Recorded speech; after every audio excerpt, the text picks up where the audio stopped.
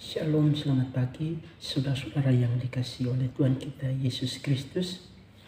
Pagi hari ini kita akan merenungkan kebenaran firman Tuhan dari Markus pasal 10 ayat 35 sampai ayat yang ke-45. Markus pasal 10 ayat 35 sampai ayat yang ke-45. Demikian bunyi firman Tuhan. Permintaan Yakobus dan Yohanes, bukan memerintah melainkan melayani. Lalu Yakobus dan Yohanes, anak-anak Zebedeus, mendekati Yesus dan berkata kepadanya, "Guru, kami harap supaya engkau kiranya mengabulkan suatu permintaan kami."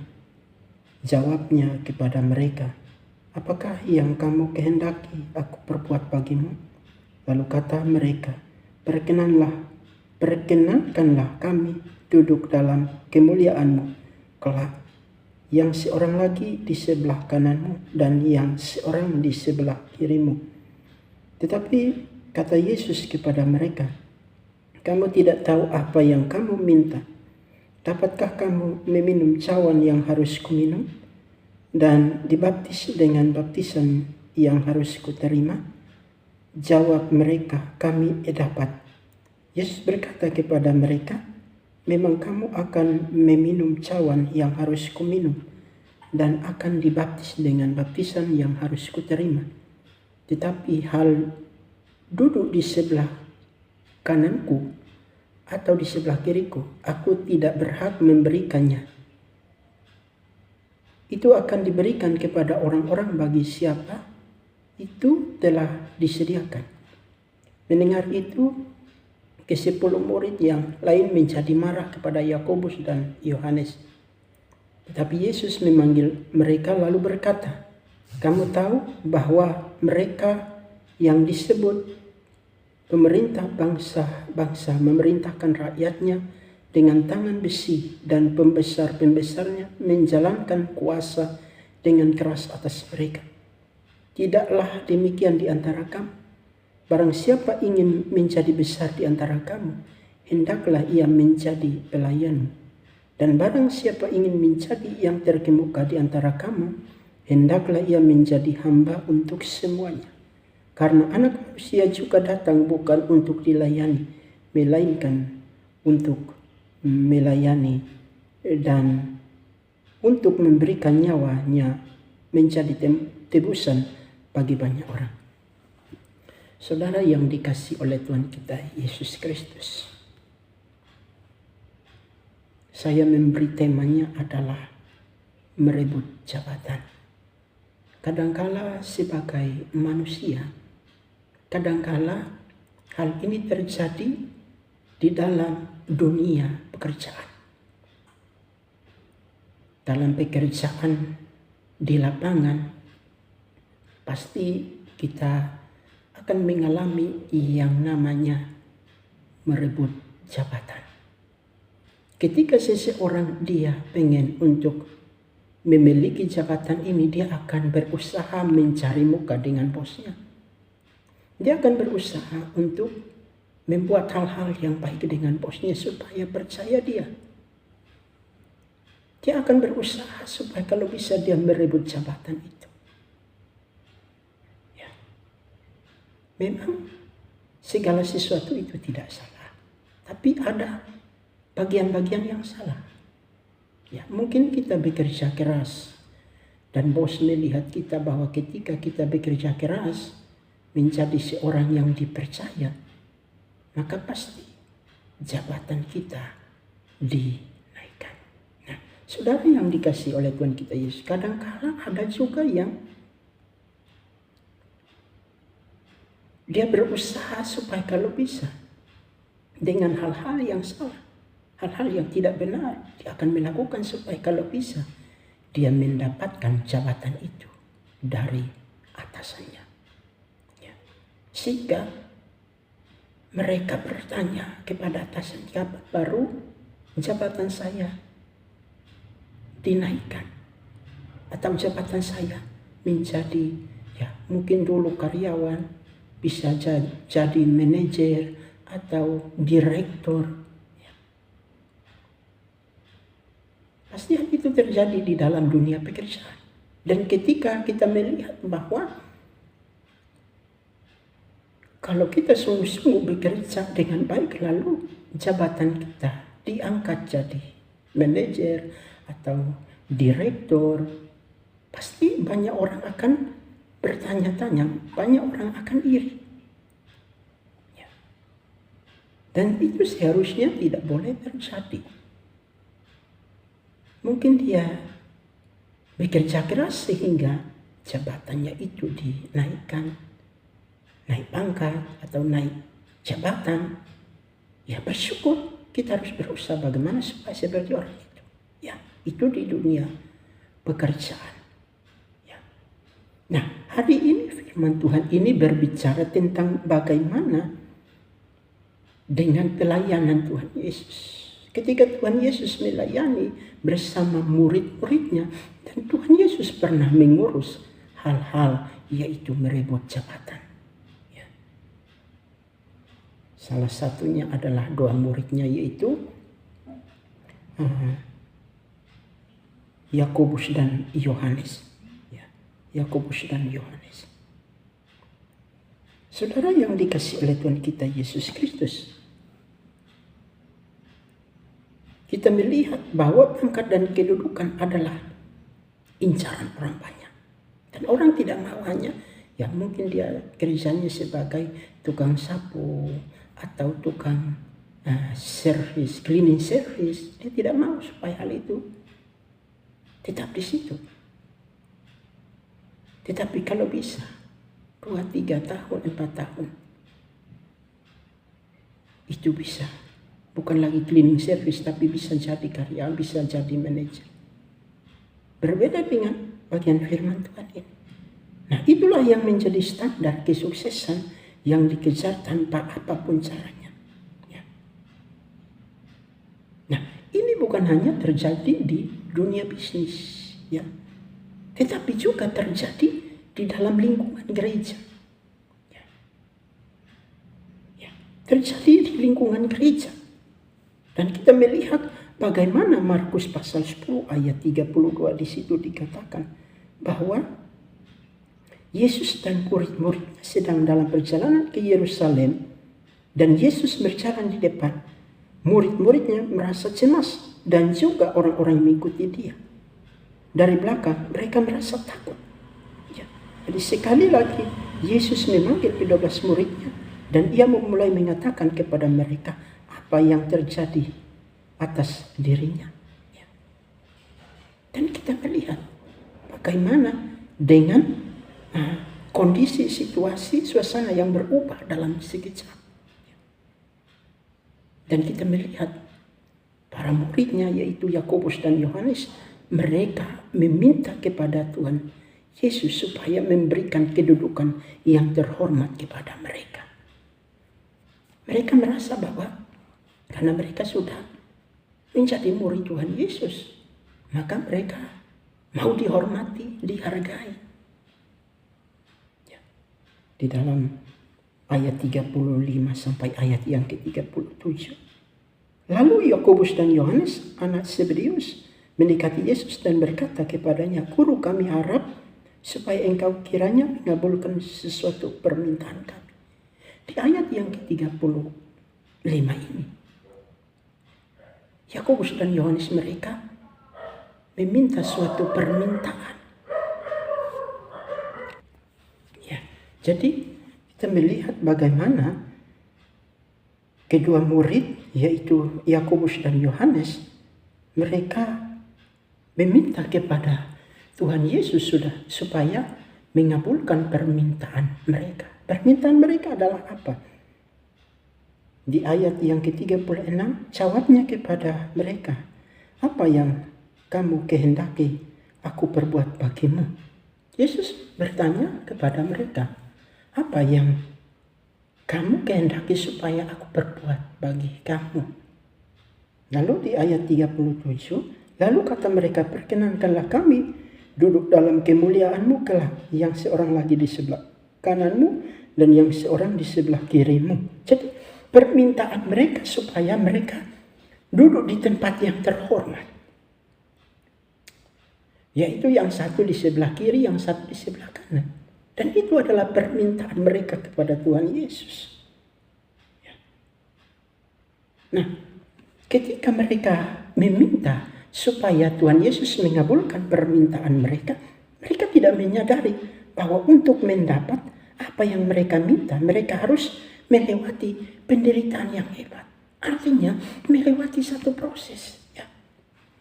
Ketika kita mau menerima sesuatu, itu tidak gampang. Tapi banyak proses yang kita akan terima dalam hidup kita. Dan itulah yang harus kita jalani. Ya.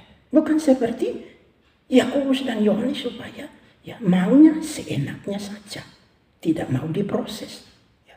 Mereka menganggap bahwa duduk di sebelah kanan dan kiri itu, di tempat yang terhormat itu ya asal duduk. Tapi tidak mau diproses. Nah, saudara yang dikasihi oleh Tuhan kita Yesus Kristus, mereka tidak menyadari hal itu, bahwa itu tidak gampang. Kita duduk di tempat, sesuatu tempat yang terhormat. Mereka anggap bahwa karena mereka sudah hidup di dalam Tuhan, mereka sudah ikut Tuhan Yesus, perlu mereka harus duduk di tempat yang terhormat itu. Tapi Yesus katakan bahwa harus melewati penderitaan yang hebat. Harus melewati proses. Karena itu tidak gampang, saudara-saudara yang dikasihi oleh Tuhan kita Yesus Kristus. Nah, ketika dalam permintaan mereka itu kemudian memancing keributan di antara para muridnya.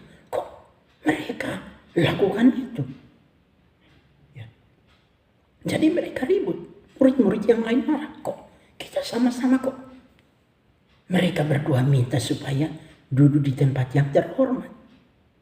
Mungkin mereka tidak puas dengan jabatan sebagai murid Tuhan Yesus itu. Sehingga mereka minta supaya kalau bisa duduk di tempat yang terhormat. Dan Tuhan Yesus katakan bahwa soal itu saya tidak izinkan. Karena apakah kamu sanggup meminum cawan itu atau tidak? Itulah yang dimana Yesus pernah mengurus soal merebut jabatan. Mungkin merasa bahwa karena dia sudah menjadi murid Tuhan Yesus, ya saya yang berhak. Jadi menganggap yang lain itu tidak. Jadi Yohanes dan Yakobus ini mereka merasa bahwa mereka sudah menjadi murid Tuhan Yesus. Jadi mereka yang punya hak untuk menentukan saya mau. Tapi sebenarnya itu tidak bisa. Harus melewati proses penderitaan seperti yang dialami. Ya. Tuhan Yesus ketika dia datang ke dunia, dia mengalami penderitaan yang luar biasa. Ya. Dan itu tidak gampang. Kalau Tuhan Yesus sendiri, dia sudah raja di atas segala raja. Juga mengalami penderitaan lewat apa? Memberikan dirinya. Ya. Dan itu tidak gampang. Harus membayar lunas segala hutang dosa kita. Dan itu tidak gampang. Melalui penderitaan. Nah, murid-murid, kedua murid Yohanes dan Yakobus, mereka menganggap bahwa itu gampang. Mereka tidak mau supaya menderita. Maunya instan. Saudara yang dikasihi oleh Tuhan kita Yesus Kristus, walaupun keributan itu terjadi, Tuhan Yesus mengambil momen ini untuk tetap kembali kepada konteks penderitaan. Yesus mengajarkan bahwa siapa yang ingin menjadi besar justru harus menjadi pelayan dan hamba. Di dalam ayat yang ke-43 di situ dikatakan, tidaklah demikian di antara kamu. Barang siapa ingin menjadi besar di antara kamu, hendaklah ia menjadi pelayan. Dan barang siapa ingin menjadi yang terkemuka di antara kamu, hendaklah ia menjadi hamba untuk semua. Saudara yang dikasihi oleh Tuhan kita Yesus Kristus, di dalam pemikiran Yohanes dan Yakobus mereka pikir ikut Tuhan ya hanya begitu. Yang penting saya terima jabatan. Tapi tidak. Tuhan bilang harus memulai dengan proses. Yaitu apa? Menjadi pelayan. Ya. Menjadi pelayan Tuhan. Melayani Tuhan. Bukan hanya berbicara di dalam gereja. Tapi di dunia pekerjaan, kadang-kadang orang berpikir bahwa saya bekerja, itu harus gajinya besar. Harus langsung gajinya besar. Tapi itu tidak mudah. Harus melewati proses dulu. Mungkin pada saat masuk, itu gajinya kadang biasanya 1.500.000, 2 juta, atau 2.500.000. Nanti ketika melihat proses itu berjalan, baru dinaikkan, bukan langsung dinaikkan. Kalau langsung dinaikkan ya memang rajin. Tapi kalau tidak rajin ya percuma orang mengeluarkan uangnya untuk menggajikan kamu. Itu dunia pekerjaan. Nah, di dalam dunia pekerjaan, di dalam gereja, menyangkut rohani harus menjadi pelayan. Pelayan itu dalam arti memberikan diri kita untuk melayani Tuhan. Kalau kita mulai dari hal-hal kecil, ketika kita melayani Tuhan, menjadi pelayan. Bukan hanya menjadi pelayan supaya suruh sini, suruh sana, suruh sini, suruh sana. Tidak. Tapi hati seorang hamba yang dia bukan hanya duduk di tempat yang terhormat, tapi dia mau terjun di lapangan untuk melakukan pekerjaan Tuhan. Dan itulah prosesnya Tuhan. Mungkin Yakobus dan Yohanes ini mereka hanya mau duduk untuk perintah-perintah, tidak mau capek-capek, ya. Itu pemikiran secara manusia. Tapi Tuhan bilang apa? Jikalau kamu mau jadi terbesar, harus menjadi pelayan, menjadi hamba, dan itu tidak gampang, butuh proses, ya, butuh proses. Untuk itu Tuhan Yesus memberi teladan sempurna. Dan dia yang adalah anak Allah sekalipun datang ke dunia untuk melayani dan memberikan diri sebagai korban penebusan. Ayat yang ke-45. Bahwa apa? Karena anak manusia juga datang bukan untuk dilayani, melainkan untuk melayani dan untuk memberikan nyawanya menjadi tebusan bagi banyak orang. Yesus datang ke dunia. Itu salah satu contoh. Bahwa Yesus datang ke dunia. Dia raja di atas segala raja. Tapi ketika dia datang ke dunia bukan hanya untuk dilayani. Karena dia raja jadi harus dilayani. Tidak. Itu bukan pemikiran Yesus. Tapi Yesus datang bukan untuk dilayani. Tapi dia datang untuk melayani. Bukan hanya melayani. Bahkan memberikan nyawanya menjadi tebusan bagi manusia yang berdosa. Itulah seharusnya terjadi di tengah-tengah gereja. Bahwa bukan hanya disebut sebagai murid. Tapi harus menjadi pelayan. Menjadi pelayan. Dalam artinya hati hamba. Yang mau melayani bukan mau dilayani. Kadangkala itu terjadi di tengah-tengah gereja. Sebagai hamba-hamba Tuhan. Mereka pengennya dilayani. Hidupnya mewah. Tapi bagaimana dengan melayani jemaat? Apakah 100% dia melayani jemaat atau hanya mencari keuntungan? Itu yang perlu. Atau mau dihormati tapi tidak menghormati jemaat, tidak menghormati orang lain. Kita melihat Yakobus dan Yohanes ini. Mereka mau supaya Tuhan Yesus mengabulkan doa mereka, yaitu mereka duduk di sebelah kanan dan kiri. Mungkin mereka hanya mau duduk untuk perintah. Menjadi pelayan, menjadi hamba, bukan duduk untuk perintah, tapi bekerja. Kalau mau duduk perintah itu namanya bos, bukan pelayan dan bukan hamba, hati hamba. Kalau kita hanya, ya, ayo kamu kerjakan ini, ayo kamu ke sini, itu namanya bos, bukan seorang pelayan, bukan seorang hati hamba. Hati hamba itu dia mau bekerja. Dia mau turun langsung di lapangan untuk melihat kondisi seperti apa. Itu hati hamba. Ya. Bukan hanya berbicara di kantor. di gereja. Tapi harus terjun langsung di lapangan. Melihat bagaimana dengan kondisi jemaat. Apakah jemaat dalam keadaan baik atau tidak? Tuhan Yesus kalau dia hanya mau duduk perintah, tidak mungkin dia datang ke dunia. Tapi Yesus, dia mau datang ke dunia. Dia melihat langsung bagaimana manusia, kehidupan manusia. Tuhan Yesus bukan hanya mau duduk untuk perintah di atas tahtanya. Tapi dia mau terjun langsung ke lapangan. Ini salah satu contoh yang harus kita belajar. Bahwa hati seorang hamba itu bukan hanya perintah. Kalau yang perintah itu bos. Bos yang perintah. Dia tidak kerja tapi perintahnya. Tinggal dia tunggu hasilnya. Gimana hasilnya? Tapi dia tidak melihat secara langsung di lapangan kira-kira kondisinya seperti apa. Nah itu bukan hati seorang pelayan. Hati seorang hamba. Tidak. Tapi hati seorang hamba. Dia mau bekerja. Ya. Dia tidak mau perintah. Tapi ketika dia bekerja. Pasti. Murid-murid pasti bawahannya juga. Oh ya. Wah luar biasa. Hati seorang hamba. Yesus datang ke dunia bukan dia hanya duduk di atas kursi untuk dilayani. Tidak. Tapi dia mau melayani. Bahkan apa? Bahkan memberikan nyawanya menjadi tebusan bagi banyak orang. Saudara yang dikasih oleh Tuhan kita Yesus Kristus. Apakah kita mau seperti Yesus atau tidak? Atau kita mau di kedudukan yang terhormat?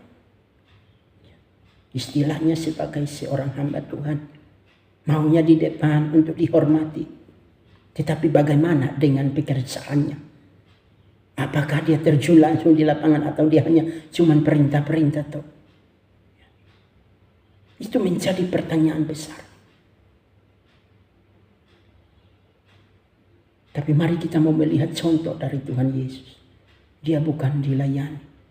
Tapi dia melayani, bahkan memberikan nyawanya menjadi tebusan bagi manusia. Itu tidak gampang. Yohanes dan Yakobus mereka pikir gampang menjadi pelayan itu gampang. Hanya duduk perintah toh, di tempat yang terhormat supaya ayo kamu kerjakan ini. Simon Petrus kerjakan ini. Mungkin pemikiran mereka seperti itu. Mereka tidak mau capek-capek untuk terjun di lapangan.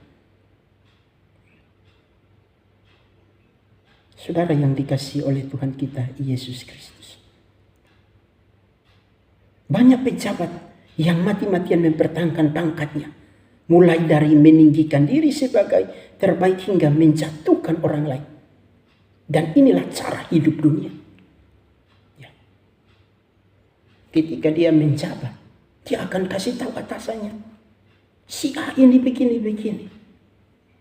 Tidak baik. Harus dipecat. Saya yang lebih baik. Ya. Harus ditegur dia. Padahal dia hanya duduk dan memerintah. Tapi dia tidak tahu kondisi seperti apa. Ya. Yakobus dan Yohanes ini mereka tidak tahu bahwa menjadi seorang pelayan. Seorang hamba. Itu seperti apa. Mereka tidak mengerti. Saudara yang dikasihi oleh Tuhan kita Yesus Kristus, firman Tuhan katakan bahwa jangan kita mengejar kedudukan dengan nafsu kesombongan. Jangan juga kita menutupi nafsu akan jabatan dengan firman Tuhan sehingga segala cara dibenarkan. Oh, saya yang benar. Dia kan yang harus kerja. Saya ini orang tua, dia itu masih anak kecil. Dia itu masih muda, dia yang harus kerja. Jadi karena menganggap dia adalah orang tua. Dan temannya itu anak seorang muda. Dia yang harus kerja. Lalu apa kita memegang jabatan tapi tidak mau bekerja?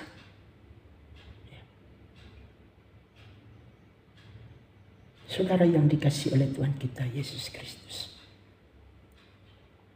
Tuhan mengingatkan kita bahwa menjadi pemimpin bukan berarti berlaku keras dan kejam.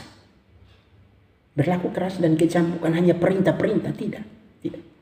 Itu dunia. Kita melihat sekarang ini keadaan dunia seperti apa. Suka merebut jabatan dan tidak mau mengalah. Itulah keadaan dunia. Tapi berbeda dengan kehidupan kerohanian. Kalau di dalam gereja berbeda. Tapi bisa juga terjadi di gereja. Karena merasa diri bahwa jabatan itu yang dia pegang itu sangat tinggi. Sukanya memerintah, tapi tidak ada pelaksanaannya. Nah itu salah. Yang harus dilakukan adalah apa? Menjadi pelayan. Pelayan itu melayani. Melayani. Bukan dilayani tapi melayani. Hati hamba. Ya. Hati hamba. Harus sabar. Mengalami penderitaan. Dicaci maki, difitnah, diolok. Harus sabar. Hati hamba. Ya. Kalau kita sebagai pengikut-pengikut Kristus. Itu disebut sebagai hamba. Kata hamba itu tidak baik. Orang-orang berpikir bahwa hamba itu seorang pesuruh. Istilahnya seperti keset kaki yang di depan rumah. Diinjak, tapi dia nggak pernah berteriak. Nah hati seorang hamba harus seperti itu. Kadangkala menganggap remeh kita. Kadangkala mau menjatuhkan kita. Tapi kalau kita sungguh-sungguh melayani Tuhan. Melewati penderitaan itu. Maka kita akan duduk di bagian yang terhormat. Ya. Saudara yang dikasihi oleh Tuhan kita Yesus Kristus. Mari kita mau mempersiapkan diri kita untuk melayani yang lain. Siapakah? Orang-orang di sekitar. Melayani bukan dalam hal misalkannya di gereja, bukan hanya melayani di gereja. Hati seorang hamba, seorang pelayan. Mau majelis, mau pendeta, mau guru sekolah minggu, mau kaum bapak, kaum ibu. Ketika kita memiliki hati hamba, apapun yang terjadi dalam hidup kita, kita tetap bekerja untuk Tuhan dan bukan untuk manusia. Ingat, firman Tuhan bekerja bahwa firman Tuhan berkata bahwa kita bekerja bukan untuk manusia. Tetapi kita bekerja untuk Tuhan. Ketika kita bekerja, ketika kita melayani, orang lain merendahkan kita. Tidak usah takut. Mungkin saat ini merendahkan kita.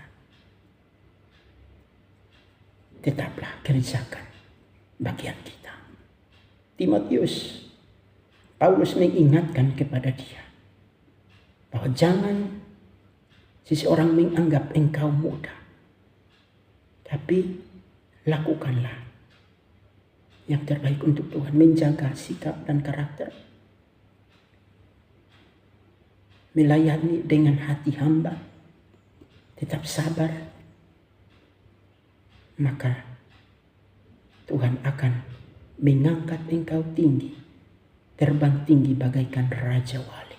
Saudara yang dikasihi oleh Tuhan kita Yesus Kristus. Semangat melayani Tuhan dan sesama. Itulah yang harus kita pertahankan dan digelorakan dalam diri kita sepanjang hayat. Itu yang harus kita lakukan. Bahwa pertahankan. Melayani Tuhan dan melayani sesama. Bukan melayani Tuhan lalu sesama kita tidak melayani. Melayani Tuhan artinya melayani di gereja. Lalu terjun ke lapangan untuk melayani sesama. Itu yang juga penting. Bukan hanya asal kita melayani di gereja, tidak. Tuhan Yesus pernah mengurus, merebut jabatan Yakobus dan Yohanes. Dan Tuhan bilang tidak. Kamu harus melewati proses penderitaan. Ya, penderitaan. Penderitaan yang hebat. Baru kamu bisa Oleh karena itu saudara yang dikasihi oleh Tuhan kita Yesus Kristus, mari kita mau belajar dari bagian firman Tuhan ini. Bahwa ketika Tuhan mempercayakan pekerjaan Tuhan, jangan tiap hari kita hanya urus jabatan-jabatan hak-hak lalu kita tidak melayani Tuhan dengan sungguh-sungguh. Tuhan bilang kalau kamu mau duduk di tempat yang terhormat, harus menjadi pelayan, ya, dan menjadi pelayan dan hamba. Itu, ya. Bukan ketika kita mau menjadi pemimpin hanya duduk perintah, tidak. Tapi menjadi pemimpin harus memiliki hati seorang pelayan dan hati seorang hamba. Bukan hanya duduk di atas kursi yang terhormat, tapi dia mau terjun di lapangan, dia mau lakukan yang terbaik, bukan untuk manusia tapi untuk Tuhan. Oleh karena itu saudara yang dikasihi oleh Tuhan kita Yesus Kristus, mari kita mau pilih, kita mau perintah atau bekerja. Karena kita melihat contoh bahwa Yesus datang ke dunia bukan untuk dilayani, melainkan Yesus datang ke dunia bukan untuk dilayani, melainkan untuk mau melayani dan memberikan nyawanya bagi banyak orang. Ya.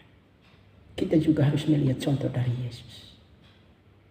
Ketika kita diberikan jabatan, jangan sampai tiap hari yang kita ribut terus adalah berhak, tapi kita tidak mau lakukan pekerjaan Tuhan dengan baik.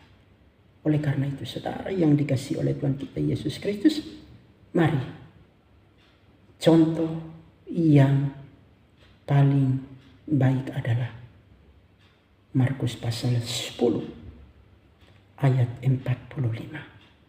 Itu adalah salah satu contoh yang kita mau belajar bahwa melayani Tuhan tidak perlu merebut tahta, merebut jabatan, tidak perlu.